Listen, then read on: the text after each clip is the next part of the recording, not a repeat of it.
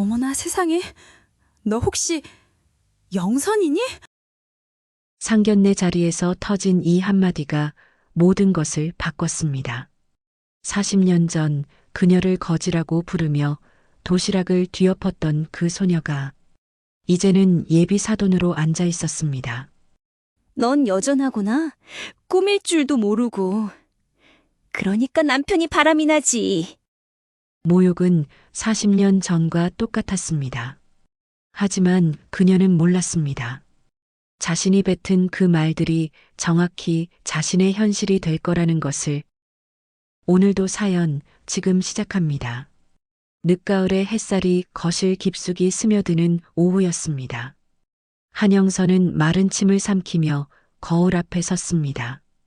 그녀는 옷장 속에서 가장 아끼던 네이비 정장을 꺼내 단정히 차려입었습니다. 엄마, 아직 멀었어? 방문을 빼꼼히 연 지연이 고개를 내밀었습니다. 화사한 연보라색 원피스는 이제 막 피어나는 꽃처럼 딸의 얼굴을 환하게 밝혔습니다. 어머, 우리 딸. 천사 같네. 영선이 지연을 보며 애써 미소를 지었습니다. 하지만 그 미소 뒤로 수만 가지 걱정이 파도처럼 밀려왔습니다. 엄마, 엄마 얼굴에 나 지금 떨고 있어요. 하고 쓰여 있는 거 알아? 너무 걱정하지 마. 민우 부모님 이야기 들어보니까 정말 좋으신 분들이래. 지연이 다가와 영선의 어깨를 부드럽게 감쌌습니다. 그래도 우리가 재혼 가정이라는 걸 아시면 혹시라도 우리 지연이 흠잡으실까봐. 영선이 치마의 주름을 쫙 펴며 나직이 한숨을 내쉬었습니다. 엄마, 자꾸 그런 소리 할래? 요즘 세상에 재혼이 뭐 흠이야? 그리고 그런 걸로 우리 결혼 반대할 분들이었으면 나도 민우 안 만났어. 지연이 오히려 엄마를 다독이며 단호하게 말했습니다. 약속 장소인 고급 한정식 식당에 들어서는 순간 영선의 심장이 쿵 하고 바닥으로 떨어지는 듯 했습니다. 은은하게 퍼지는 향내음과 고풍스러운 목재 장식이 위압적으로 다가왔습니다. 직원의 정중한 안내를 받으며 VIP 룸으로 향하는 짧은 복도가 마치 가시밭길처럼 느껴졌습니다. 문이 열리자 민우가 활짝 웃으며 자리에서 벌떡 일어났습니다. 지연아, 어머님, 어서 오세요. 길이 막히지는 않았어요? 민우의 쾌활한 목소리가 팽팽한 긴장감을 잠시 누그러뜨렸습니다. 지연이 상냥하게 웃으며 민우의 부모님께 인사했습니다. 안녕하세요, 아버님, 어머님. 영선도 뒤따라 차분히 고개를 숙였습니다. 처음 뵙겠습니다. 한영선입니다. 바로 그때였습니다. 민우의 옆자리에 앉아 고고하게 찻잔을 들고 있던 여성이 천천히 고개를 들었습니다. 온몸을 휘감은 명품 실크 원피스의 광택과 목에서 서늘한 빛을 뿜어내는 큼직한 진주 목걸이. 우아하게 미소를 짓는 그녀의 얼굴을 확인한 순간 영선의 얼굴이 굳어버렸습니다. 어머나, 세상에 너 혹시 한영선 아니니? 한일고 나온 여자가 자리에서 벌떡 일어나며 방 안이 떠나가라 소리쳤습니다. 영선의 심장이 미친 듯이 날뛰기 시작했습니다. 온몸의 피가 손끝으로 쏠리는 아찔한 감각과 함께 지옥 같았던 40년 전의 기억이 눈앞에 펼쳐졌습니다. 여자는 요란하게 손뼉까지 치며 웃음을 터뜨렸습니다. 맞네, 맞아. 나야, 나. 최명희. 기억 안 나? 어머, 얘, 이게 무슨 일이야? 오랜만이네, 명희야. 영선이 겨우 목구멍으로 기어나오는 목소리를 쥐어짰습니다. 떨림을 감추려 꽉 쥔 두 손은 하얗게 질려 힘줄이 도드라졌습니다. 어머, 두 분 아는 사이셨어요? 지연이 동그래진 눈으로 물었습니다. 명희가 능청스럽게 웃으며 고개를 끄덕였습니다. 그럼 아주 잘 알지. 우리 둘도 없는 친구 사이였잖아. 안 그래, 영선아? 입은 웃고 있었지만 그녀의 눈은 영선의 머리부터 발끝까지를 훑으며 노골적인 우월감을 숨기지 않았습니다. 민우가 어머니의 싸늘한 눈빛을 알아채고는 황급히 영선에게 자리를 권했습니다. 어머님, 이쪽으로 앉으세요. 의자에 앉는 영선을 빤히 쳐다보던 명희가 입을 열었습니다. 정말 신기하다. 근데 넌 어떻게 된 게 그동안 동창회에 코빼기도 안 비쳤어? 우리가 얼마나 찾았는데.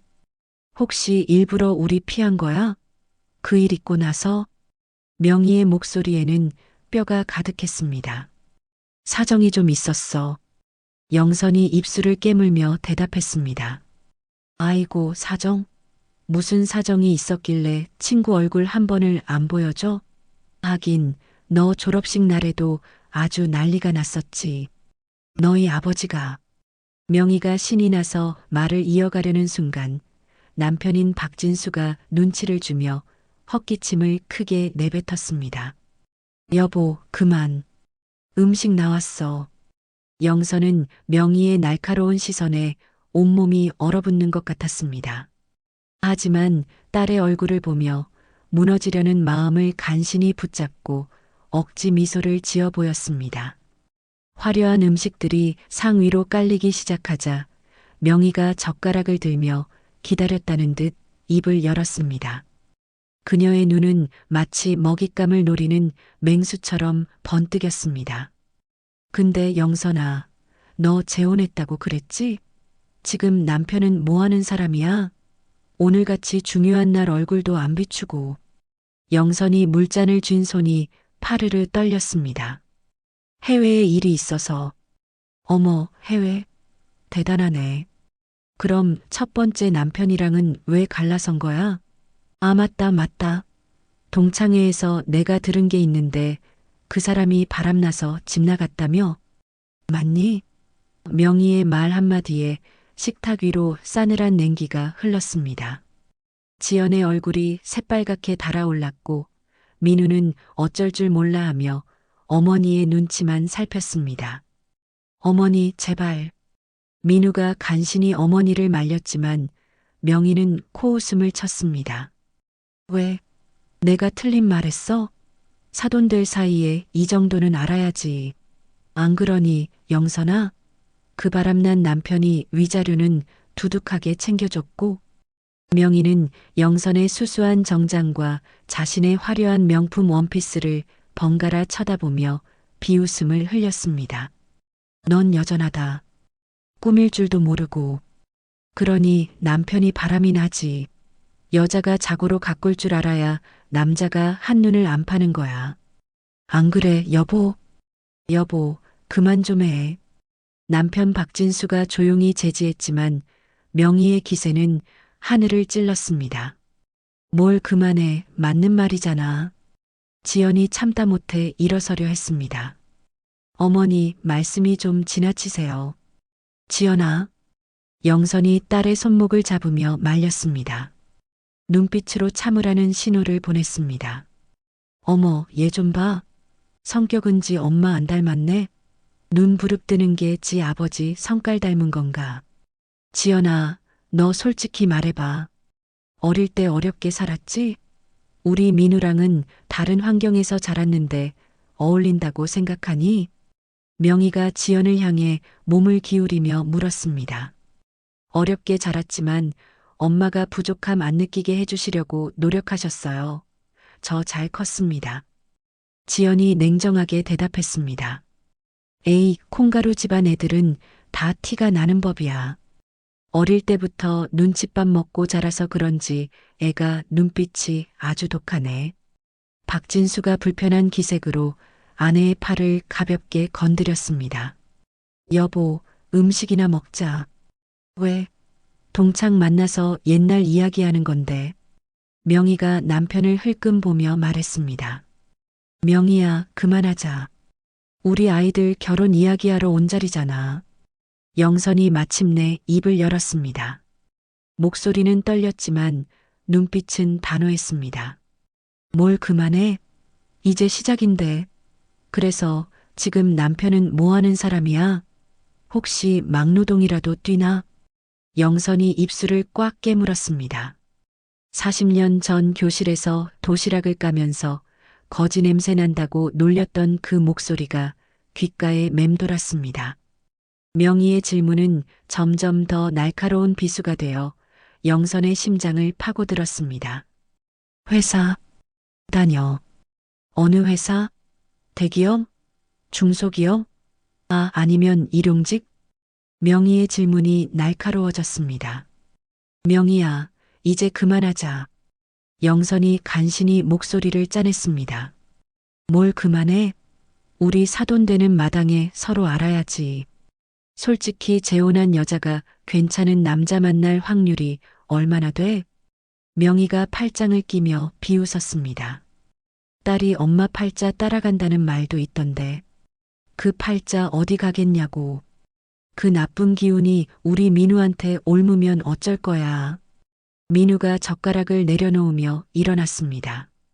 어머니, 정말 그만하세요. 너는 왜 그래? 동창이라 편하게 이야기하는 거니까 넌 가만히 있어. 명희가 목소리를 높였습니다. 지연의 눈에는 어느새 눈물이 그렁그렁 맺혔습니다. 왜 엄마가 저런 모욕을 당하면서도 참고만 있는지 도무지 이해할 수가 없었습니다. 엄마, 우리 가요. 지연아, 앉아. 영선이 딸을 말리며 고개를 숙였습니다. 테이블 아래로 꽉 쥔 주먹에선 핏기가 가시고 있었습니다. 속에서 뜨거운 것이 울컥 치밀어 올랐지만 영선은 지난 수십 년간 그랬던 것처럼 억지로 그것을 삼켜냈습니다. 영선의 침묵을 자신의 승리로 착각한 명희는 더욱 기고만장해졌습니다. 그래, 그렇게 입 꾹 다물고 있어야지. 40년 전에도 그랬잖아. 내가 무슨 말을 해도 꿀먹은 벙어리처럼. 어머님 진짜 예의 없으시네요. 지연이 언성을 높였지만 명희는 눈 하나 깜짝하지 않았습니다. 너는 빠져 있어. 어른들 이야기하는데 어딜 끼어들어. 이래서 배운 집안이랑 연을 맺어야 한다니까. 영선은 딸의 미래를 위해 참아야 한다고 수백 번, 수천 번 되뇌었습니다. 하지만 명희의 잔인한 말들은 40년 전의 끔찍한 기억을 끄집어내고야 말았습니다. 그래서 지금 사는 집은 있어? 아니면 아직도 그 냄새나는 단칸방에서 살아? 명희가 마지막 결정타를 날리듯 물었습니다. 그 순간 영선의 눈앞에 40년 전 비가 쏟아지던 그날의 교실 풍경이 선명하게 펼쳐졌습니다. 1983년의 봄, 한일고등학교 2학년 교실은 왁자지껄한 소란으로 가득했습니다. 따스한 햇살이 먼지 쌓인 창틀을 넘어와 교실 바닥을 비쳤지만 18살 영선의 자리에는 그림자가 드리워져 있었습니다. 맨 뒷자리 구석, 그곳은 영선의 지정석이었습니다.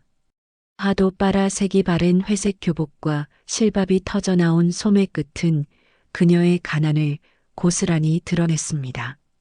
점심시간을 알리는 종이 울리자 교실은 순식간에 맛있는 냄새로 가득 찼습니다. 영선은 애써 태어난 척 책상 서랍 안을 힐끗 쳐다봤습니다. 역시나 텅 비어 있었습니다.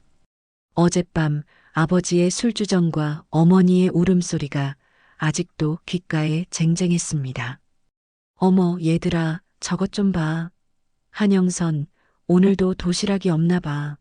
명희의 목소리는 교실의 모든 소음을 뚫고 날카롭게 울려 퍼졌습니다. 분홍색 예쁜 도시락통 뚜껑을 연 명희가 기름진 동그랑땡을 젓가락으로 집어 올리며 영선을 향해 비웃었습니다. 어쩜 저렇게 매일 굶을 수가 있지? 집에 쌀이 아예 없나 봐. 명희의 말에 주변 친구들이 약속이라도 한 듯 까르르 웃음을 터뜨렸습니다. 영선은 아랫입술을 깨물며 교과서로 얼굴을 가렸습니다. 하지만 배에서 들려오는 꼬르륵 소리까지는 감출 수 없었습니다. 야, 한영선, 너 혹시 거지니? 명희가 보란 듯이 큰 소리로 외쳤습니다. 순간 교실의 모든 시선이 영선에게로 향했습니다. 아니야. 모기만 한 목소리가 영선의 입에서 겨우 새어나왔습니다. 아니긴 뭐가 아니야. 그럼 왜 맨날 굶어? 어제도 보니까 점심시간에 화장실 가서 수돗물로 배 채우더라. 명희가 주변 친구들을 둘러보며 비아냥거렸습니다. 맞아, 맞아. 내가 봤어. 무슨 물 마시는 하마인 줄 알았다니까. 한 친구가 손뼉을 치며 맞장구를 쳤습니다. 세상에 정말 수돗물? 푸아. 야, 쟤 완전 거지 맞네. 아이들의 잔인한 웃음소리가 비수처럼 영선의 가슴에 박혔습니다. 얼굴이 불타는 것처럼 화끈거렸지만 영선은 아무 대꾸도 하지 못했습니다. 야, 우리 저 거지 가방에 뭐 들었는지 구경이나 해볼까? 명희가 사악한 미소를 지으며 자리에서 일어났습니다. 그녀를 따르는 무리들이 하이에나처럼 영선의 자리로 몰려들었습니다. 하지마. 영선이 낡은 가방을 품에 꼭 끌어안았지만 명희는 그런 영선을 비웃으며 거칠게 가방을 빼앗아 책상 위로 뒤집어 엎었습니다. 와르르 쏟아져 나온 것은 달고 다른 교과서 몇 권과 몽당 연필 2자루 그리고 손때 묻은 지우개가 전부였습니다. 이게 다야? 와, 진짜 아무것도 없네. 돈 한 푼이 없어. 명희가 가방의 작은 주머니까지 손가락을 넣어 샅샅이 뒤지며 소리쳤습니다. 지갑은 당연히 없겠지? 돈이 없는데 지갑이 무슨 소용이야. 교실은 다시 한번 웃음바다가 되었습니다. 야, 너네 집 판잣집이라며? 비 오면 물 새고 바람 불면 날아간다며? 명희가 영선의 턱을 손가락으로 툭 치며 조롱했습니다. 아니야. 영선의 눈에 뜨거운 눈물이 차올랐습니다. 하지만 울면 지는 것이었습니다. 어디서 거짓말이야. 그리고 너한테서 냄새나. 쉰내. 목욕도 안 하지? 명희가 코를 막는 신용을 하자 아이들도 모두 따라하며 영선을 벌레 보듯 쳐다봤습니다. 영선은 바닥에 흩어진 학용품을 주워 담았습니다. 수치심에 손이 부들부들 떨렸지만 꾹 참아냈습니다. 아, 진짜 불쌍해서 못 봐주겠네. 야, 내가 먹다 남은 밥이라도 좀 줄까? 명희가 동정하는 척 연기하며 말했습니다. 그 말에 아이들은 자지러지게 웃었습니다. 영선은 묵묵히 짐을 챙겨 자리에서 일어났습니다. 그리고 도망치듯 교실을 빠져나와 화장실로 향했습니다. 거울 앞에 선 영선은 수도꼭지를 틀어 차가운 물을 벌컥벌컥 마셨습니다. 허기진 배를 채우기에는 턱없이 부족했지만 타는 듯한 갈증은 조금 가셨습니다. 거울 속에는 핏기 하나 없는 얼굴에 낡은 교복을 입은 비참한 소녀가 서 있었습니다. 괜찮아, 괜찮아, 한영선. 영선은 거울 속 자신에게 주문을 외듯 속삭였습니다. 반드시 성공해서 당당하게 살 거야. 방과 후 영선은 곧장 도서관으로 향했습니다. 지옥 같은 집보다 이곳이 훨씬 편안했습니다. 꼬르륵거리는 배를 움켜쥐고 수학 문제집을 펼쳤습니다. 한 문제만 더 풀면 미래가 바뀔 거야. 그렇게 스스로를 채찍질하며 밤늦도록 연필을 놓지 않았습니다. 도서관을 나서는 길 분식집 앞에서 명희와 그 무리가 떡볶이를 먹으며 웃고 떠들고 있었습니다. 저기 거지 지나간다. 야, 한영선. 너 아직도 밥 못 먹었지? 명희가 입안 가득 떡볶이를 오물거리며 소리쳤습니다. 이거라도 맡아봐. 냄새는 공짜니까. 아이들이 떡볶이 꼬치를 영선의 얼굴 앞에 들이밀며 낄낄거렸습니다. 영선은 그들을 무시하고 걸음을 재촉했습니다. 뺨을 타고 흐르는 뜨거운 눈물을 닦을 생각도 하지 않았습니다. 울지 마. 울면 내가 지는 거야. 영선은 작은 주먹을 피가 나도록 꽉 쥐었습니다. 그 작은 주먹 안에는 40년이 지나도 지워지지 않은 상처가 그대로 남아 있었습니다. 그로부터 5년 후 23살의 영선은 지긋지긋한 가난을 벗어던지고 싶다는 생각 하나만으로 성급히 결혼을 선택했습니다. 하지만 금방이라도 쓰러질 듯한 낡은 빌라의 월세방에서 시작한 신혼은 또 다른 지옥의 시작일 뿐이었습니다. 젠장, 또 이렇소. 이놈의 화투패는 왜 나한테만 이 모양이야. 한밤중 현관문이 부서져라 걷어차는 소리와 함께 남편 김정호의 고함이 들려왔습니다.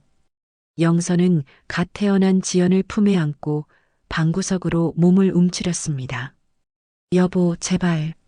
아기가 놀라서 깨겠어요. 영선이 문틈으로 기어들어가는 목소리로 말했습니다. 뭐, 조용히 하라고? 내가 내 집에서 소리도 못 질러. 정우가 비틀거리며 방 안으로 들어섰습니다. 지독한 술 냄새와 도박장의 담배 냄새가 역겹게 코를 찔렀습니다. 돈 내놔. 당장. 오늘 일은 돈 메꿔야 한단 말이야. 돈이 어디 있어요. 우리 지연이 분유 살 돈도 없는데. 영선이 지연을 감싸 안으며 뒷걸음질 쳤습니다. 어디서 거짓말이야. 너 오늘 월급날이잖아. 정우가 짐승처럼 달려들어 영선의 머리채를 거칠게 잡아챘습니다. 아, 이 돈은 월세 내고 나면 남는 것도. 시끄러워. 그 순간 짝 하는 소리가 방 안을 가득 메웠습니다. 김정호가 영선의 뺨을 후려친 것이었습니다. 그 소리에 놀란 아기 지연이 자지러지게 울음을 터뜨렸습니다. 으앙, 으앙, 제발 그만해요. 아기가 우는 거 안 보여요? 영선이 눈물로 범벅이 된 채 지연을 달래며 애원했습니다. 아기, 내년은 아기밖에 몰라. 정호의 주먹이 인정사정 없이 영선의 얼굴로 날아들었습니다. 다음 날 아침 영선은 시퍼렇게 부어오른 눈두덩을 가리기 위해 화장대 앞에 앉았습니다. 거울 속에는 남편에게 맞고 사는 비참한 여자가 앉아 있었습니다. 아무리 컨실러를 덧발라도 핏빛 멍은 쉽게 가려지지 않았습니다.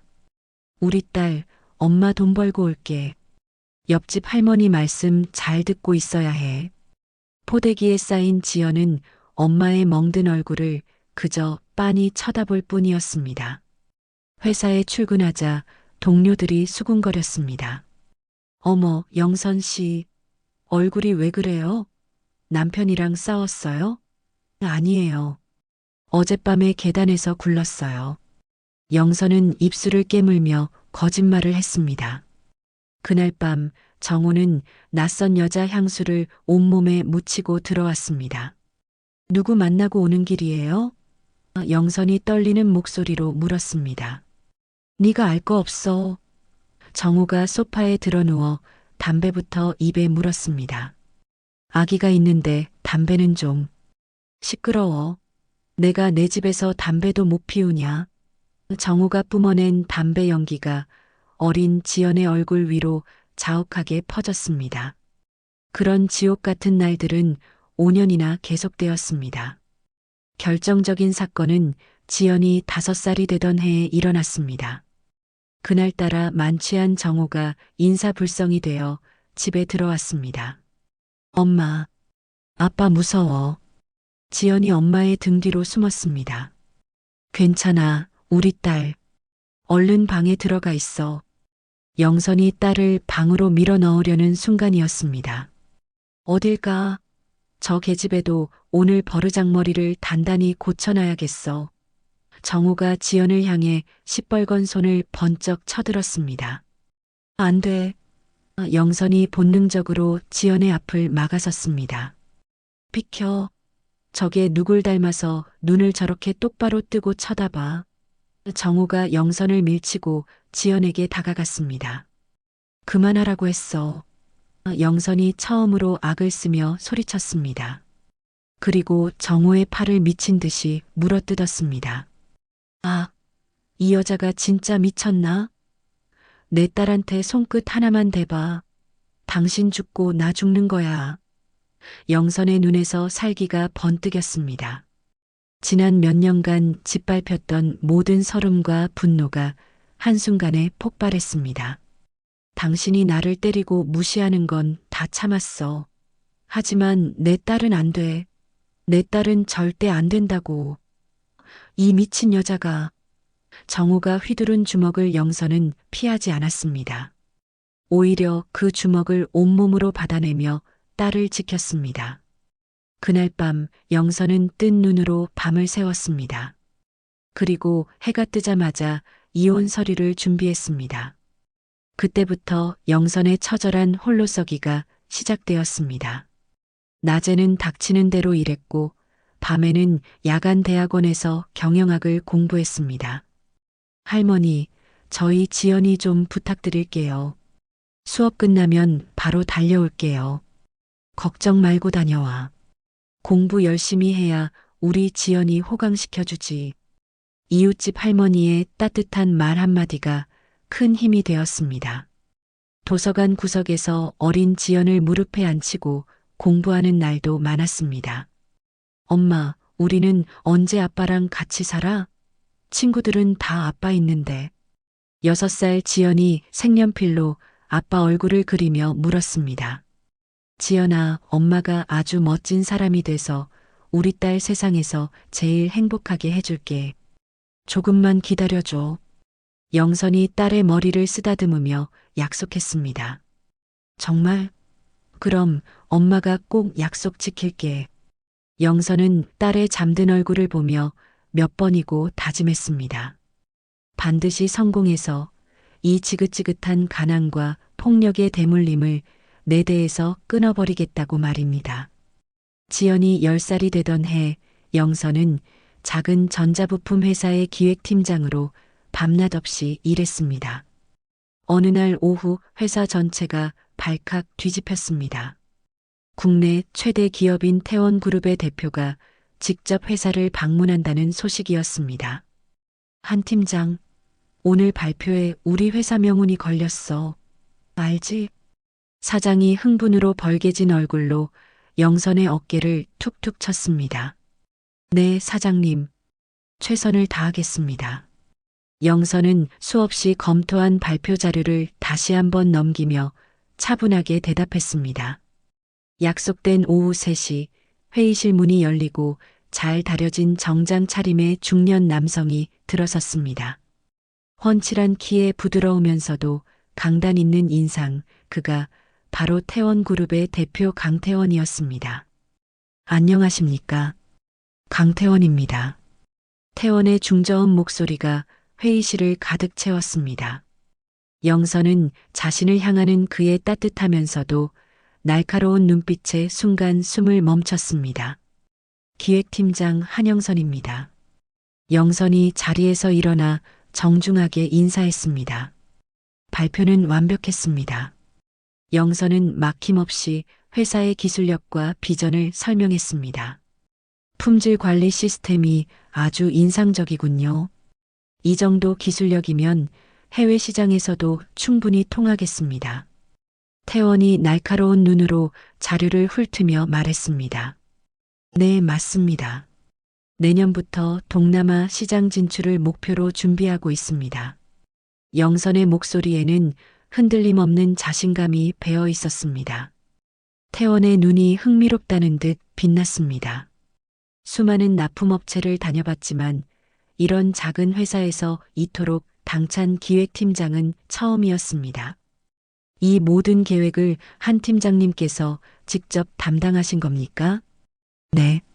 시장 조사부터 사업 계획까지 전부 제가 책임지고 있습니다. 회의가 끝난 후 태원이 자리에서 일어나려는 영선을 조용히 불렀습니다.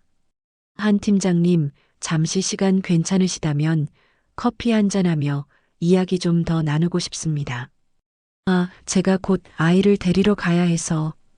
영선이 손목 시계를 보며 난처한 표정을 지었습니다. 아, 그러시군요. 그럼 다음에. 아닙니다. 잠깐은 괜찮습니다. 영선은 자신도 모르게 다급하게 대답했습니다.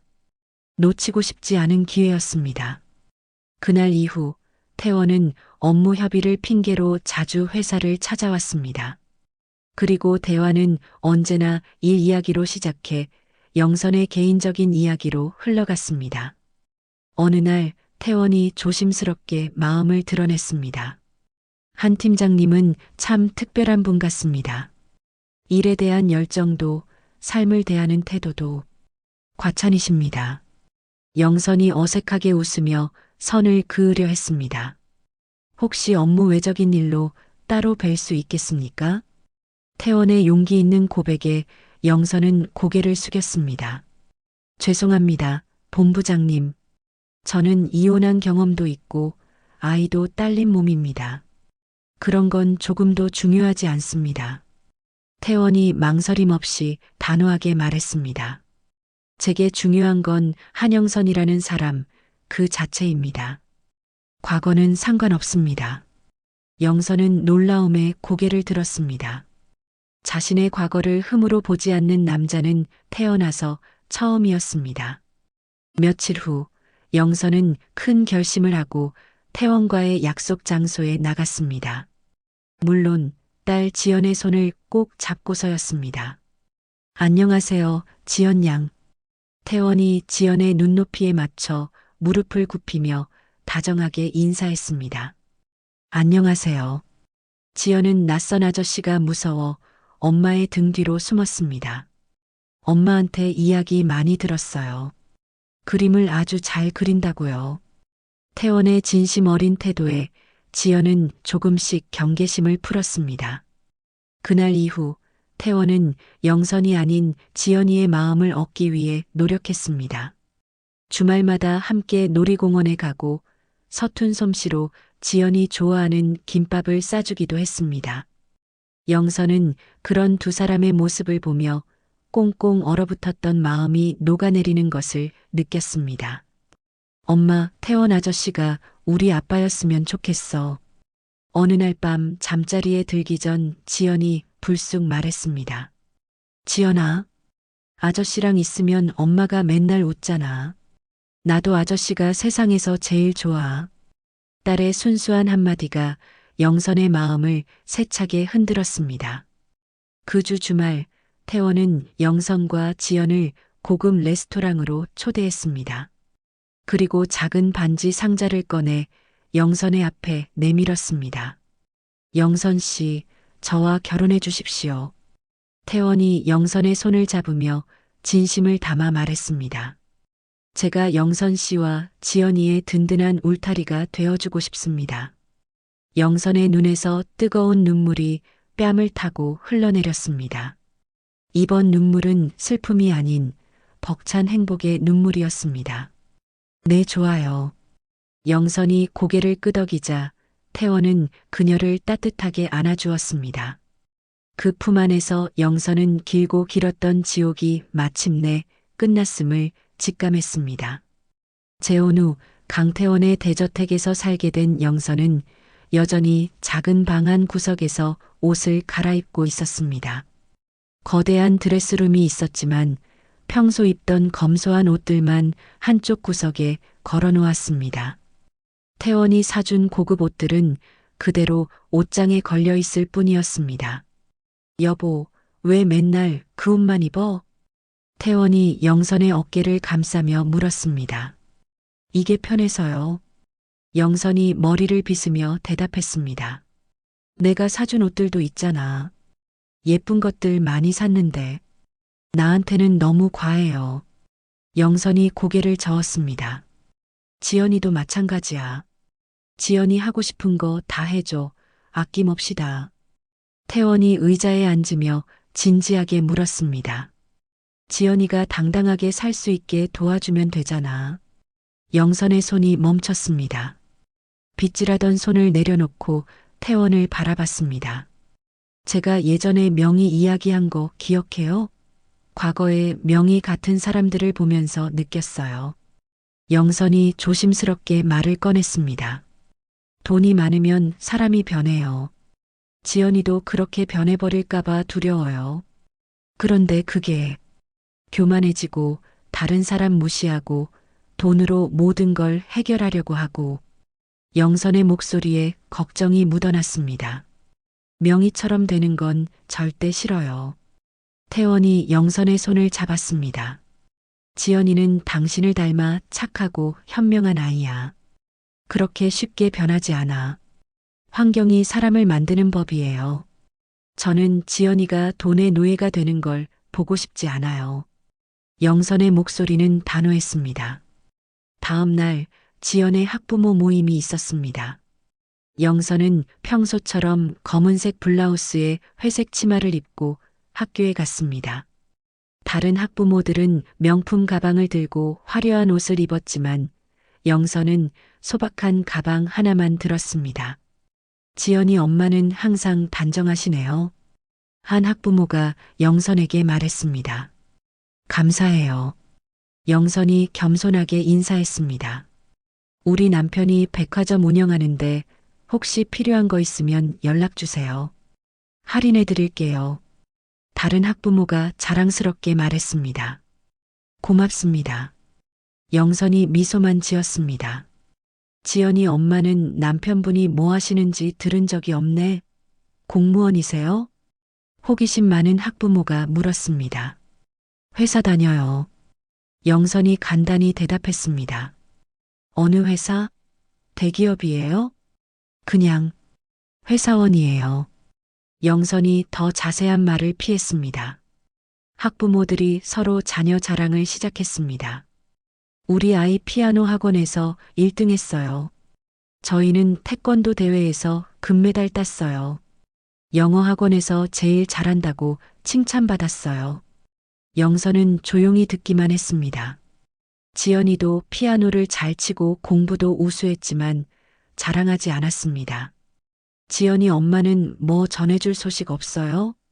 한 학부모가 물었습니다. 지연이가 건강하게 자라주는 것만으로도 감사해요. 영선이 담담하게 대답했습니다. 에이, 너무 겸손하세요. 지연이 공부도 잘하고 예의도 바른데 아이들은 다 그런 것 같아요. 영선이 웃으며 말했습니다. 집에 돌아온 영선을 태원이 기다리고 있었습니다. 오늘 학부모 모임은 어땠어? 별일 없었어요. 영선이 가방을 내려놓으며 대답했습니다. 지연이한테 과외 선생님 좀 붙여주면 어때? 피아노도 더 배우고. 지금도 충분해요. 너무 많이 시키면 아이가 힘들어하고. 영선이 고개를 저었습니다. 하지만 다른 아이들은 다 그렇게 하는데 우리는 우리대로 하면 돼요. 지연이가 하고 싶어 하는 것만 하면 돼요. 영선의 목소리에는 확신이 있었습니다. 하지만 언제까지 이렇게 주변에 숨기고 살 거야? 태원이 답답해하며 물었습니다. 진짜 친구는 조건 없이 사귀는 거잖아요. 영선이 태원을 바라보며 말했습니다. 돈 때문에 가까워지는 사람들은 진짜 친구가 아니에요. 그건 맞지만 지연이도 그렇게 배웠으면 좋겠어요. 사람의 진짜 마음을 보는 눈을 길렀으면 좋겠어. 영선의 말에 태원이 고개를 끄덕였습니다. 당신 말이 맞아. 하지만 가끔은 당당해도 될 것 같은데. 당당한 건 마음가짐이에요. 옷이나 돈이 아니라. 영선이 미소 지으며 말했습니다. 내가 배운 건 그거예요. 진짜 품격은 겸손에서 나오는 거라는 거. 태원이 영선을 바라보며 감탄했습니다. 이런 아내를 만난 것이 자신의 가장 큰 행운이라고 생각했습니다. 밤늦게 영선은 지연의 방을 들여다봤습니다. 평화롭게 잠든 딸의 모습을 보며 마음이 따뜻해졌습니다.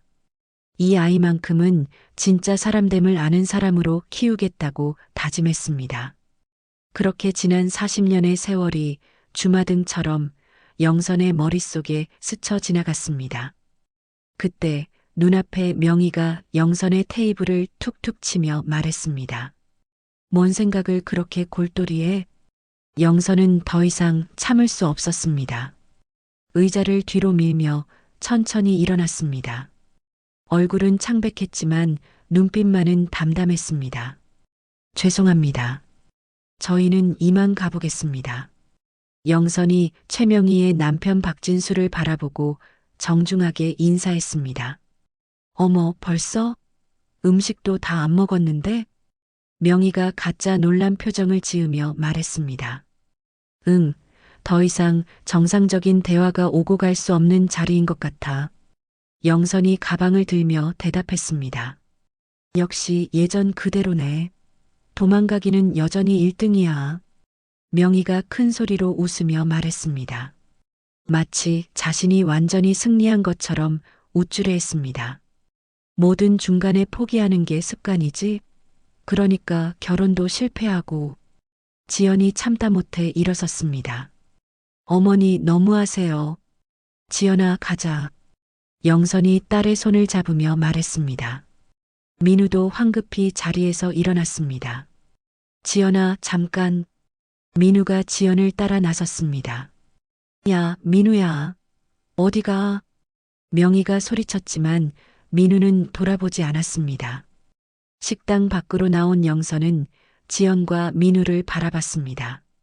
민우군 미안해요. 오늘 이런 일로. 아니에요 어머님. 제가 더 죄송해요. 민우가 고개를 숙이며 말했습니다. 어머니가 너무 심하셨어요. 평소에는 안 그러시는데. 괜찮아요. 사람이 다 다르니까. 영선이 쓴웃음을 지었습니다. 지연아, 내 마음은 어때? 엄마, 내가 더 미안해. 민우야, 나중에 다시 이야기하자. 지연이 민우의 손을 꼭 잡았습니다. 미안해, 지연아. 민우가 눈물을 글썽이며 말했습니다. 한편 식당 안에서는 박진수가 아내를 바라보고 있었습니다. 여보, 너무 심한 거 아니야? 박진수가 조심스럽게 말했습니다. 뭐가 심해? 사실을 말한 건데 뭐. 명희가 어깨를 으쓱하며 대답했습니다. 그래도 사돈 될 사람한테 그렇게 말하는 건. 사돈? 저런 집안이랑 사돈이 된다고? 명희가 코웃음을 쳤습니다. 재혼한 여자, 게다가 쟤네 집이 얼마나 가난한 줄 알아? 우리 민우가 왜 그런 집안으로 가야 해? 그건 아이들이 결정할 문제지. 박진수가 한숨을 쉬며 말했습니다. 당신은 너무 순진해. 결혼은 집안끼리 하는 거라고. 명희가 젓가락을 탁 내려놓으며 소리쳤습니다. 어차피 영선이도 포기했을 거야. 예전부터 내 말이면 껌뻑 죽었었거든. 집에 돌아온 영선은 소파에 털썩 주저앉았습니다. 온몸에 기운이 빠진 것 같았습니다. 40년 전 그 모욕감이 고스란히 되살아났습니다. 핸드폰이 울렸습니다. 태원에게서 온 전화였습니다. 여보, 상견례 어땠어? 잘 됐어? 같이 갔어야 했는데 미안해. 태원의 밝은 목소리가 들려왔습니다. 아니야, 괜찮아요. 영선이 힘없이 대답했습니다. 목소리가 왜 그래? 무슨 일 있었어? 태원의 목소리에 걱정이 묻어났습니다. 아니에요, 괜찮아. 좀 피곤해서. 정말 괜찮아? 뭔가 이상한데? 태원이 계속 추궁했습니다. 영선은 한참을 망설이다가 결국 입을 열었습니다. 실은 민우 어머니가 내 고등학교 동창이었어. 그럼 좋잖아. 반가웠겠다. 최명희. 예전에 내가 말했던 적 있죠. 영선의 목소리가 떨렸습니다. 뭐? 알지 최명희, 당신이 그 여자 때문에 얼마나 힘들어했는지도 너무 잘 알지. 태원의 목소리가 차가워졌습니다. 가난하다고. 맨날 놀리고 무시하고. 영선이 간신히 말을 이어갔습니다. 오늘도 그랬어? 응. 재혼한 거 가지고 첫 번째 남편 이야기하면서 영선의 목소리가 점점 작아졌습니다. 그 여자가 뭐라고 했는데? 태원의 목소리에 분노가 차올랐습니다. 지연이 앞에서까지 나를 완전히 무시했어요. 정확히 뭐라고 했는지 말해봐. 태원이 목소리를 높였습니다. 영선은 오늘 있었던 일을 하나하나 털어놓았습니다. 명희가 한 말들, 그 조롱하는 표정들, 지연이 당황해하던 모습까지 모두 말했습니다. 그 미친 여자가. 태원이 주먹을 꽉 쥐며 소리쳤습니다. 내 가족을 그렇게 모욕했다고? 여보, 진정해. 지연이는 민우를 포기할 수 없을 거야. 내가 감당해야지. 영선이 태원을 달래려 했습니다. 감당? 이렇게는 절대로 안 되지. 태원이 영선과 전화를 끊자마자 비서에게 연락했습니다. 지금 즉시 최명희와 그 남편에 대해 알아봐.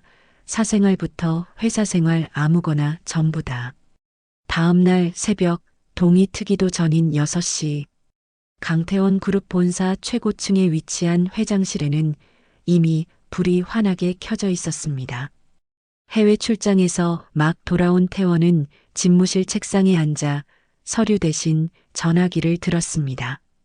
그의 얼굴에는 분노와 결심이 뒤섞여 얼음장처럼 차갑게 굳어 있었습니다.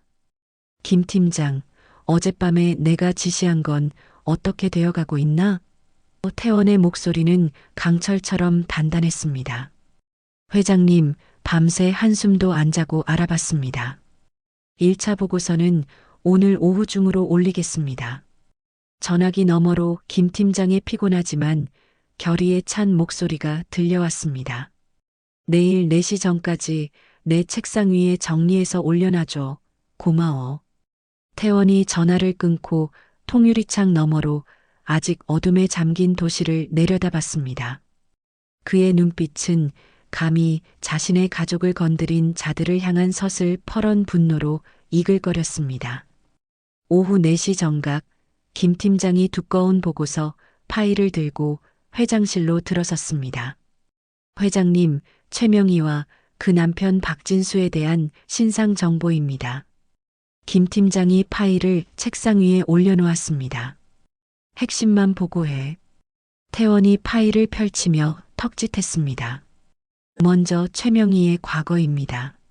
학창시절 한영선 사모님을 상습적으로 괴롭힌 사실이 다수의 동창생 증언으로 확인됐습니다. 그 수법이 아주 악질적이었습니다. 김 팀장이 침을 삼키며 보고했습니다. 그래, 그럴 줄 알았어.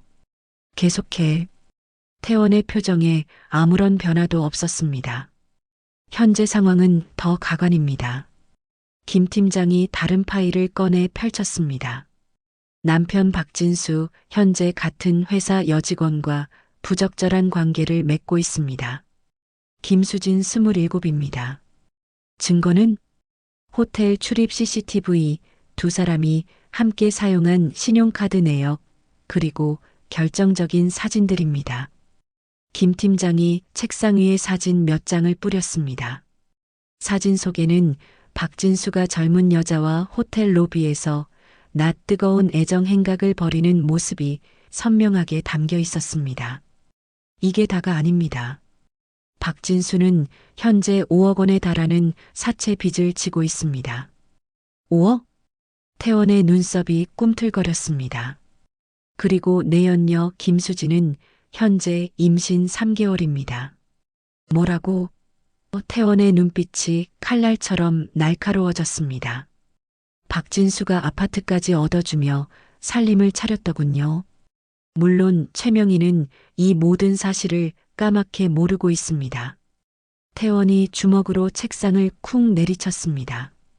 이런 버러지 같은 놈들이 감히 내 아내와 내 딸을 모욕해? 회장님, 더 기가 막힌 사실이 있습니다. 박진수가 다니는 대한산업, 저희 그룹의 2차 하청업체입니다. 그 말을 듣는 순간 태원의 입가에 섬뜩한 미소가 번졌습니다. 완벽하군. 아주 완벽해. 태원이 의자에 깊숙이 몸을 묻으며 복수의 계획을 김 팀장에게 이야기했습니다. 김 팀장이 자료를 챙겨 일어서려 할 때 태원이 그를 불러 세웠습니다. 아, 이 모든 일은 아내 모르게 진행해. 그 사람은 너무 착해서 이런 더러운 꼴은 못 봐.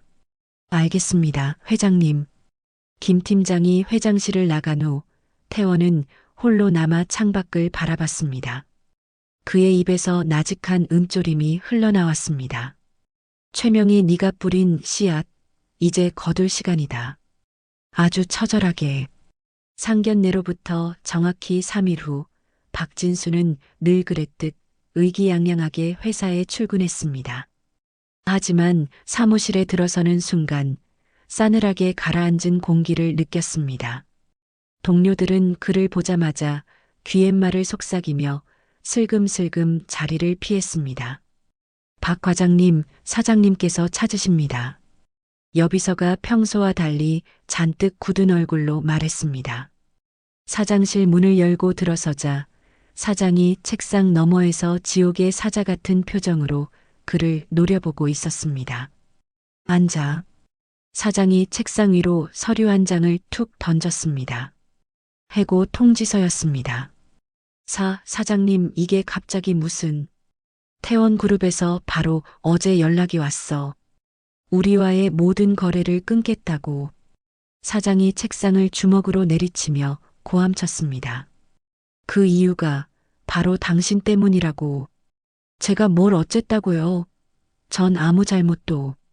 박진수가 억울하다는 듯 소리쳤습니다. 나한테 따지지 마. 태원그룹이 우리 회사 생명줄이야. 당신 하나 때문에 다 죽을 순 없지. 당장 짐 싸서 꺼져. 15년간 청춘을 바친 직장에서 쫓겨나는 데는 30분도 채 걸리지 않았습니다. 멍하니 회사 로비를 걸어 나오던 박진수의 핸드폰이 미친 듯이 울리기 시작했습니다. 박진수 고객님, 대출금 전액 일시 상환 요청이 들어와 연락드렸습니다. 네. 만기가 아직 한참 남았는데요. 24시간 내로 상환하지 않으시면 자택 압류 절차에 들어가겠습니다. 박진수의 눈앞이 하얘졌습니다. 잠깐만요. 그게 무슨...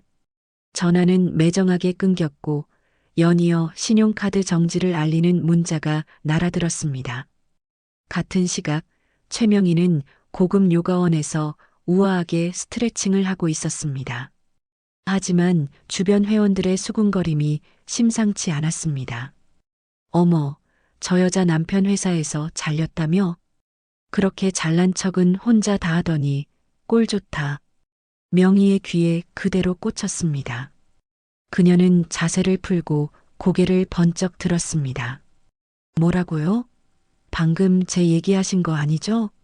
제 얘기도 아닌 것 같은데 왜 자꾸 저를 보고 이야기하시는 거예요? 그냥 들었던 얘기 좀 했을 뿐이에요. 근거도 없는 얘기를 입에 올리는 게 그렇게 쉬우세요? 확인도 안 된 소문을 떠드는 게 취미인가 보죠. 어머, 왜 그렇게 예민하게 받아들이세요? 뭐 사실이 아니면 됐잖아요. 제 남편 멀쩡히 잘 다니고 있으니까 더 이상 헛소리하지 마세요. 회원 중 한 명이 코웃음을 치며 말했습니다. 명희 씨 정말 모르고 계신 것 같네요. 뭐라고요? 방금 무슨 뜻으로 말하신 거죠? 우리가 괜히 말했겠어요? 우리 남편이 명희 씨랑 같은 회사 다니잖아요. 오늘 오전에 잘렸다고 하던데. 명희의 얼굴은 차갑게 굳었고 손끝이 미세하게 떨렸습니다. 그만두죠. 남의 불행을 씹어대는 걸로 위안 삼는 건 당신들이나 하는 일이니까. 명희가 요가 매트를 신경질적으로 말아 챙기며 밖으로 나왔습니다. 집 앞에 도착하자 발신인이 없는 커다란 택배 상자가 그녀를 기다리고 있었습니다. 뭐야, 이건? 명희가 상자를 거실로 끌고 와 칼로 테이프를 뜯었습니다. 상자를 열자마자 수십 장의 사진들이 폭포수처럼 쏟아져 나왔습니다. 사진 속에는 남편 박진수가 젊고 아리따운 여자와 호텔에 드나들고 레스토랑에서 서로 음식을 먹여주는 등 온갖 역겨운 모습이 담겨 있었습니다. 이게 뭐야? 명희의 손이 사시나무처럼 떨렸습니다. 상자 안에는 사진뿐만이 아니었습니다. 두 사람이 주고받은 노골적인 문자 메시지, 호텔 결제 영수증, 심지어 산부인과에서 발급한 임신 확인서까지 들어 있었습니다. 임신 3개월, 김수진 27. 명희가 종이를 구겨 쥔 채 바닥에 주저앉아 절규했습니다. 그때 현관문이 열리며 넋이 나간 박진수가 들어왔습니다. 당신, 명희가 사진들을 박진수의 얼굴에 집어 던졌습니다. 이게 다 뭐야? 이 천하의 바람둥이야. 여보, 이걸 어떻게? 이 여자가 누구냐고. 뱃속에 있는 애는 또 뭐고. 명희가 임신 확인서를 박진수의 뺨에 후려쳤습니다. 여보, 제발 진정 좀. 진정? 지금 나더러 진정하라는 소리가 나와. 명희의 비명이 온 집안을 뒤흔들었습니다. 15년이야. 15년 동안 나를 완벽하게 속였어. 이 악마 같은 인간. 그리고 당신 회사에서도 잘렸다며. 박진수가 고개를 푹 숙였습니다. 대답해. 우리 이제 어떻게 되는 거냐고. 대출금 내일까지 못 갚으면 이 집 경매로 넘어간대. 뭐라고? 명희는 그 자리에 실신하듯 쓰러졌습니다. 잠시 후 초인종 소리에 명희가 헝클어진 머리로 문을 열었습니다. 아들 민우였습니다. 엄마, 이게 다 무슨 꼴이에요? 민우가 기가 막힌다는 듯 소리쳤습니다. 동네방네 소문 다 났어요. 아버지는 바람나서 빚더미에 앉았다고. 엄마 그리고 지연이 어머님께 사과해요. 지연이 얼굴을 못 보겠어요. 민우야, 엄마가 뭘 그렇게 잘못. 아직도 뭘 잘못했는지 모르시는 거예요? 어머니가 영선이 어머님께 남편 바람나서 집 나갔다고 비웃으시더니 지금 우리 집이 딱 그 꼴이 났네요. 민우의 분노에 찬 외침에 명희는 처음으로 자신의 과거를 돌아봤습니다. 남편이 바람나서 너를 찾다며? 자신이 영선에게 뱉었던 독설이 부메랑이 되어 정확히 자신의 심장에 박혔습니다. 아, 쪽팔려. 지연이 볼 낯이 없어요. 당분간 저 찾지 마세요. 민우가 문을 쾅 닫고 떠나버렸습니다. 텅 빈 거실에 홀로 남은 명희는 창밖을 바라봤습니다. 법원에서 나온 사람들이 대문에 빨간색 압류 딱지를 붙이고 있었습니다. 아, 명희는 바닥에 무너져 내려 짐승처럼 울부짖었습니다. 그 시각 태원그룹 회장실. 태원은 김 팀장의 보고를 받으며 차가운 미소를 짓고 있었습니다. 회장님, 계획대로 최명희는 완벽하게 무너졌습니다. 남편, 아들, 재산, 명예 모든 것을 잃었습니다. 박진수는 그날 이후 내연녀 김수진과 함께 사라졌다고 합니다. 태원이 의자에 등을 깊게 기대며 말했습니다. 이제야 내 가족을 모욕한 대가를 조금이나마 치른 셈이군. 한 달 후 명희는 해가 들지 않는 음습한 달동네 쪽방에서 눈을 떴습니다. 코를 찌르는 곰팡이 냄새와 삐걱거리는 마룻바닥이 그녀의 처지를 비웃는 듯 했습니다. 불과 한 달 전만 해도 강남의 50평대 아파트에서 살던 그녀였습니다. 영선이 그 아이도 이런 기분이었을까? 명희가 차가운 방바닥에 발을 내디디며 혼잣말을 내뱉었습니다. 뜨거운 눈물이 주름진 뺨을 타고 흘러내렸습니다. 새벽 5시 명희는 편의점 야간 아르바이트를 위해 몸을 일으켰습니다. 거울에 비친 자신의 모습은 충격적이었습니다. 푸석푸석한 피부, 생기 없이 퀭한 눈, 낡아 빠진 점퍼 차림은 영락없는 빈민의 모습이었습니다. 편의점에 도착하자 주간 근무자가 인수인계를 하며 대놓고 짜증을 냈습니다. 아줌마, 어제 손님들이 또 항의했어요. 계산이 왜 이렇게 느리냐고요. 정신 좀 차려요. 죄송합니다. 제가 아직 일이 서툴러서. 명희가 90도로 허리를 숙이며 사과했습니다. 몇 시간 후 술에 취한 남자가 들어와 시비를 걸었습니다. 야, 아줌마. 이 소주 한 병에 왜 이렇게 비싸? 손님 정가입니다. 뭐? 네가 뭘 안다고 나한테 바가지를 씌워. 취객이 명희의 얼굴에 거친 욕설과 함께 침을 뱉었습니다. 순간 40년 전 교실에서 영선에게 했던 자신의 악행이 파노라마처럼 스쳐 지나갔습니다. 내가 영선이에게 이보다 더한 짓을 했지. 명희는 그 자리에 못 박힌 듯 서서 아무 말도 할 수 없었습니다. 점심시간 명희는 유통기한이 임박한 삼각김밥으로 허기를 채웠습니다. 한입 베어 무는 순간 과거 도시락을 싸오지 못해 수돗물로 배를 채우던 영선의 모습이 떠올라 목이 메었습니다. 얼마나 배고팠을까, 얼마나 서러웠을까. 명희는 삼각김밥을 든 채 끄끄거리며 눈물을 쏟았습니다. 일주일 후 아들 민우가 수소문 끝에 쪽방촌으로 명희를 찾아왔습니다. 차마 눈 뜨고 볼 수 없는 엄마의 비참한 모습에 민우는 말을 잃었습니다. 엄마. 민우가 명희를 끌어안고 아이처럼 울음을 터뜨렸습니다. 민우야 괜찮아. 엄마는 정말 괜찮아. 명희가 아들의 등을 토닥이며 애써 미소 지었습니다. 엄마, 지연이가 우리 가족 이렇게 된 거 다 알고도 결혼 포기 못한대요. 민우가 눈물을 훔치며 말했습니다. 오히려 엄마를 더 걱정했어요. 정말이니? 지연이가 그랬어요. 민우 어머님도 분명 마음속에 상처가 있으실 거라고. 제가 더 잘해드리고 싶다고요. 민우가 흐느끼며 말을 이었습니다. 엄마가 틀렸어요.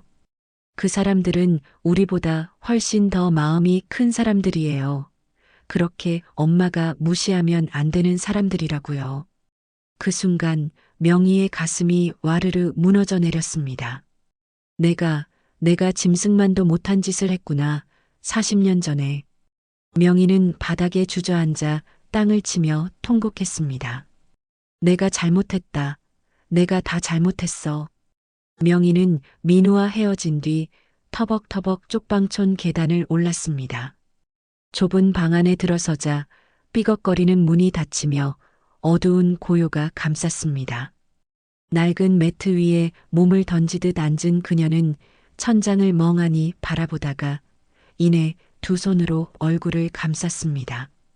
가슴속에서 치밀어 오르는 건 후회와 자책뿐이었습니다. 내가 어떻게 그럴 수 있었을까? 사소한 자존심을 지키겠다고 남을 밟고 모욕하고 그게 결국 내 아들의 삶을 무너뜨렸구나. 민우가 전해준 지연의 말이 귓가에 울렸습니다. 더 잘해드리고 싶어요라는 그 따뜻한 마음이 명희의 얼어붙은 심장을 흔들었습니다. 도리어 그녀가 외면하고 무너뜨린 사람은 끝내 자신을 용서하려 했다는 사실에 숨이 막혔습니다. 명희는 천천히 자리에서 일어나 흐트러진 방안을 정리하기 시작했습니다. 부서진 의자를 한쪽에 치우고 쌓인 먼지를 털어내며 마음을 다잡았습니다. 다시 시작할 수 있다면 이제는 고개를 숙이고 사과하는 것부터 해야 한다는 생각이 그녀를 붙잡았습니다. 영선이를 찾아가야 해. 내가 무너뜨린 건 내 인생만이 아니니까. 그녀는 떨리는 손을 모아 가만히 무릎 위에 얹었습니다. 그리고 속으로 되뇌었습니다. 다시 만나면 꼭 말해야지. 내가 잘못했다고. 용서해달라고. 그 순간 명희의 눈가에 또다시 눈물이 번져 흘러내렸습니다. 하지만 이번 눈물은 절망이 아니라 결심의 증표였습니다. 며칠 후 명희는 남은 용기를 전부 끌어모아 영선의 집을 찾아갔습니다. 거대한 대문 앞에서 초라한 자신의 행색을 보며 1시간이 넘도록 망설였습니다. 그래도 사죄해야 해. 죽기 전에 용서를 빌어야 해. 명희가 떨리는 손으로 초인종을 눌렀습니다. 문이 열리고 영선이 나타났습니다. 한눈에 봐도 완전히 다른 사람이 된 명희의 모습에 영선은 깜짝 놀랐습니다. 명희 너. 영선아. 명희는 그 자리에 무릎을 꿇었습니다. 내가 죽을 죄를 지었어. 40년 전에 너한테 했던 짓들 정말 미안하다. 명희가 오열하며 영선의 발치에 엎드렸습니다. 명희야, 이게 무슨 짓이야? 얼른 일어나. 영선이 깜짝 놀라 명희를 부축해 일으켰습니다. 우리가 이제 그럴 나이는 아니잖니. 우선 들어와서 차 한잔해. 명희가 눈물로 얼룩진 얼굴을 들었습니다. 내가 그래도 되니? 그럼 들어와. 영선이 명희의 손을 잡고 집 안으로 이끌었습니다. 거실에 마주 앉은 두 사람은 40년의 세월을 거슬러 올라갔습니다. 솔직히 말하면 네가 부러웠어. 명희가 고개를 숙인 채 고백했습니다. 가난했지만 항상 당당하고 공부도 잘했던 너한테 왠지 모를 질투심이 났었나 봐. 나 40년 동안 널 많이 원망했어. 영선이 따뜻한 찻잔을 건네며 담담하게 말했습니다. 하지만 돌이켜보면 그때의 시련이 나를 더 단단하게 만들어줬어. 혹시 영선아, 나를 용서할 수 있겠니? 나 지난 한 달 동안 정말 많은 걸 느끼고 깨달았어. 정말 미안하다. 명희가 간절한 눈으로 물었습니다. 용서하고 말고 할 것도 없어. 다 지나간 일인걸. 영선이 온화한 미소를 지었습니다. 그때 지연이 집으로 들어왔습니다. 명희를 보고 잠시 놀랐지만 이내 다가와 따뜻하게 인사를 건넸습니다. 어머님, 안녕하세요. 지연아, 내가 정말 미안하다. 명희가 지연 앞에서 다시 고개를 숙였습니다. 아니에요, 어머님. 이제 다 괜찮아요. 지연이 명희의 손을 잡으며 말했습니다. 이제 저희도 한 가족이잖아요. 명희의 눈에서 또다시 뜨거운 눈물이 쏟아졌습니다. 며칠 후 영선의 부탁으로 태원 역시 명희와 마주 앉았습니다. 다시 시작할 기회를 드리겠습니다. 태원이 명희에게 서류 봉투를 내밀었습니다. 저희 그룹 계열사 식당에서 일하실 수 있도록 조치해뒀습니다. 회장님, 정말 감사합니다. 명희가 눈물을 글썽이며 고개를 숙였습니다. 영선아, 우리 이제 정말 친구가 될 수 있을까? 명희가 조심스럽게 물었습니다. 우린 이제 사돈이잖아. 당연히 친구가 되어야지. 영선이 활짝 웃으며 명희의 손을 맞잡았습니다. 내가 받은 벌은 당연한 거였어. 하지만 너희들의 용서 덕분에 내가 다시 살 힘을 얻었다. 명희가 진심으로 감사함을 표했습니다. 이제 지난 일은 다 잊고 새로 시작하자. 영선의 따뜻한 말에 40년간 묵었던 두 사람의 응어리가 눈 녹듯 사라졌습니다. 두 사람은 나란히 앉아 다가올 지연의 결혼 준비에 대한 이야기를 나누기 시작했습니다. 그로부터 6개월 후 서울 최고급 호텔의 웨딩홀은 눈부신 빛으로 가득했습니다. 수천 개의 크리스탈이 박힌 샹들리에 아래 순백의 장미와 백합으로 장식된 버진로드가 끝없이 펼쳐져 있었습니다. 오늘은 지연과 민우의 결혼식이었습니다. 영선은 태원이 직접 골라준 우아한 연보라색 한복을 입고 하객들을 맞았습니다. 목에는 태원이 선물한 진주 목걸이가 은은한 빛을 발했지만 그녀의 얼굴에서 뿜어져 나오는 품격 앞에서는 그저 작은 장식품에 불과했습니다. 여보, 오늘 정말 세상에서 제일 아름다워. 태원이 영선의 손을 꼭 잡으며 속삭였습니다. 우리 딸이 더 아름답죠? 영선이 행복한 미소를 지으며 대답했습니다. 신부 대기실, 순백의 웨딩드레스를 입은 지연은 마치 천사 같았습니다. 우리 딸 정말 예쁘다. 영선이 벅차오르는 감정을 누르며 딸의 어깨를 감쌌습니다. 엄마, 고마워. 엄마가 꿋꿋하게 버텨줘서 내가 이렇게 행복한 날을 맞이할 수 있었어. 지연이 엄마의 손을 잡으며 눈시울을 붉혔습니다. 엄마 딸이라서 어떤 어려움도 이겨낼 수 있는 사람이 된 것 같아. 영선의 눈에도 뜨거운 눈물이 고였습니다. 다 컸네, 우리 딸. 두 모녀는 말없이 서로를 꼭 껴안았습니다. 신랑 대기실에서 명희가 단정한 한복을 입고 민우 옆에 서 있었습니다. 민우야, 정말 좋은 신부를 만났구나. 명희가 아들의 어깨를 두드리며 말했습니다. 엄마 고마워요. 엄마가 진심으로 사과해 주신 용기가 있어서 이 자리도 있을 수 있었던 거예요. 민우가 어머니를 바라보며 말했습니다. 지연이가 정말 착한 아이야. 엄마까지 감싸주고. 명희가 눈물을 글썽이며 말했습니다. 신부 어머니인 영선과 마주쳤을 때 두 사람은 서로 따뜻하게 인사했습니다. 명희야, 정말 고마워. 민우를 잘 키워줘서. 영선이 명희의 손을 잡으며 말했습니다. 우리 이제 진짜 사돈이야. 과거는 다 잊자. 앞으로만 보고 가자. 명희가 고개를 끄덕이며 말했습니다. 영선아, 정말 고마워. 나 같은 사람을 용서해줘서. 그런 말하지 마. 우리 가족이잖아. 영선이 웃으며 대답했습니다. 웅장한 결혼 행진곡이 울려 퍼지고 마침내 식장의 문이 열렸습니다.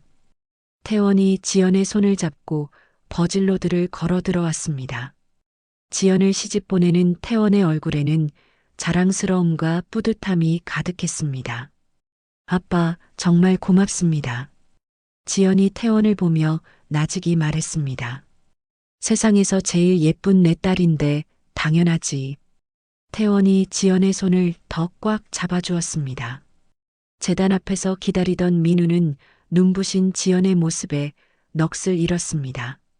두 사람은 서로를 마주보며 세상 가장 행복한 미소를 지었습니다.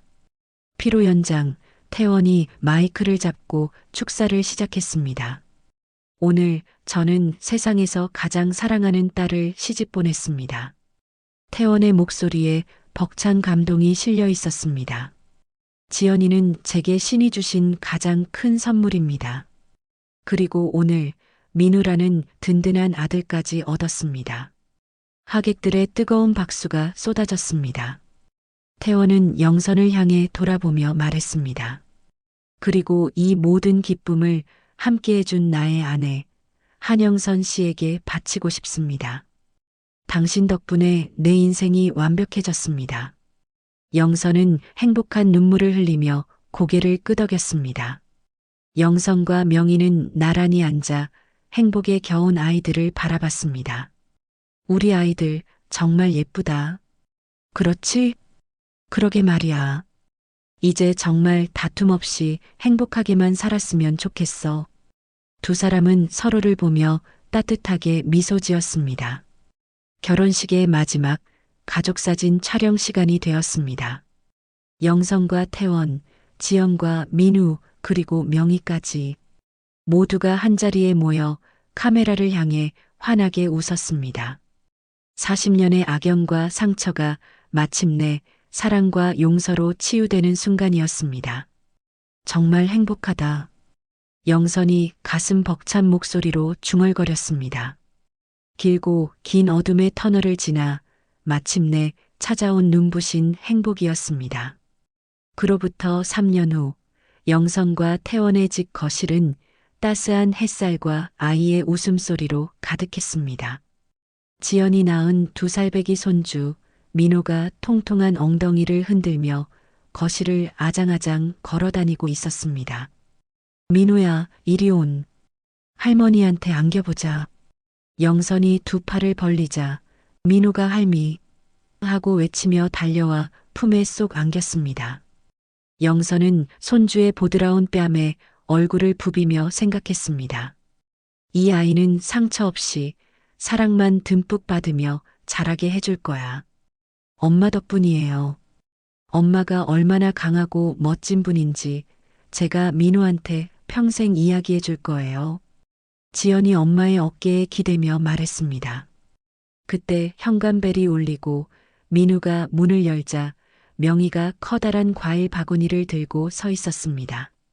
수수한 옷차림이었지만 그 어떤 명품 옷을 입었을 때보다 얼굴이 평화롭고 행복해 보였습니다. 어머님, 어서 오세요. 우리 강아지 할미 왔다.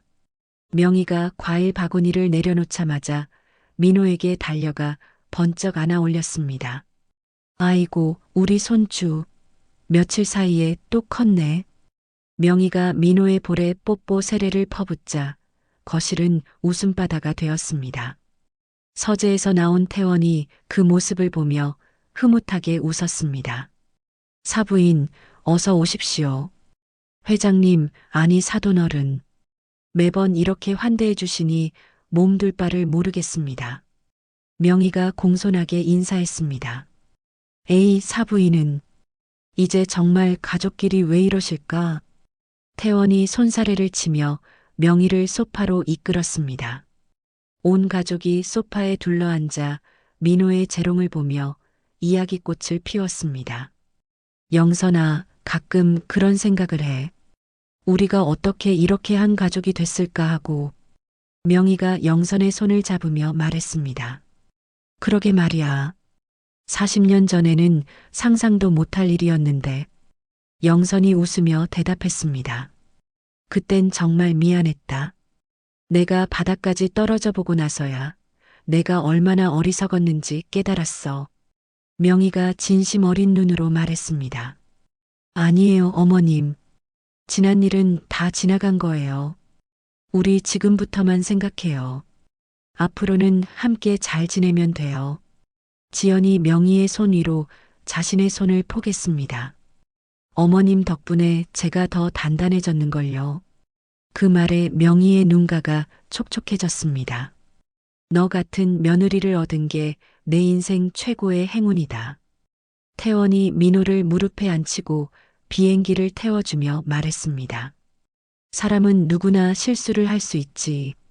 중요한 건 그걸 뉘우치고 용서하고 다시 함께 나아가는 거야. 그게 진짜 가족 아니겠어? 그때 민호가 할아버지, 할머니, 엄마, 아빠의 얼굴을 차례로 돌아보며 서툰 발음으로 외쳤습니다. 한문이 하부지, 엄마, 아빠, 따랑해. 아이의 사랑 고백에 거실은 또 한 번 행복한 웃음으로 가득 찼습니다. 영선은 잠이 든 손주를 품에 안고 창밖을 바라봤습니다. 붉게 물든 저녁 노을이 마치 자신들의 미래를 축복해주는 것만 같았습니다. 지독했던 시련의 시간들이 있었기에 지금의 행복이 더욱 소중하고 눈부시게 느껴졌습니다. 오늘 이야기 어떠셨나요? 혹시 끝까지 함께 해주신 분이 계시다면 잘 들었다고 댓글 하나만 남겨주세요. 여러분에게도 따뜻하고 빛나는 날들이 찾아올 거예요. 구독과 좋아요는 다음 이야기를 이어가는 큰 힘이 됩니다. 지금까지 오늘도 사연이었습니다. 더 깊고 따뜻한 이야기로 다시 찾아뵐게요. 편안한 하루 보내세요. 감사합니다.